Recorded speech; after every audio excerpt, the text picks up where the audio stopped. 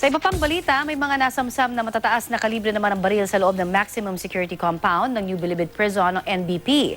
Ang mga armas na ito, kakaunti pa raw kumpara sa mga pinaniniwalaang nakatago pang mga baril doon. Balitang hatid ni Marisol Abduraman.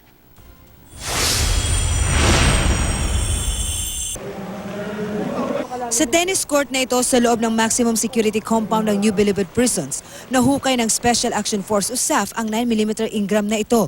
Sa bahaging ito naman ng compound, nahukay ang 9mm Glock at sa iba pang bahagi, nahukay ang Walter 380 caliber. Makita natin kung gaano kalalim.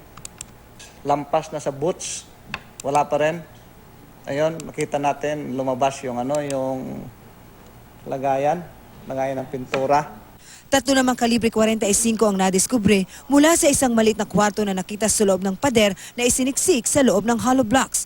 Ang iba pang baril na nakuha gaya ng 2 shotgun, 5 sumpak at iba pa ay isinuko ng mga preso. Lahat ng mga baril kargado ng bala. Ready to use na siya.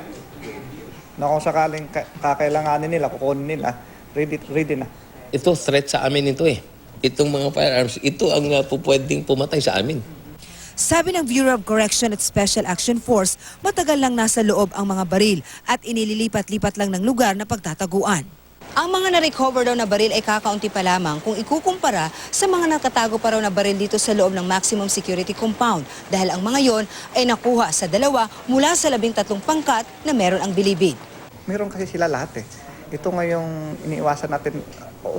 Ba't kailangan pa nila ng firearms? Andyan naman, kasi ang sabi nila itong firearms is protection nila daw from other groups. Kaya pinag-iisipan na ng Bucor na payagan sa loob ang mga dalaw ng grupong Sputnik at Batang City Jail dahil sa pag-surrender sa ilang baril. Sa ngayon kasi, hanggang visitation area lang ang mga dalaw. Kung ayaw nila mag-surrender, hindi sila makakapag-conjugal. Marisol Abduraman, GMA News.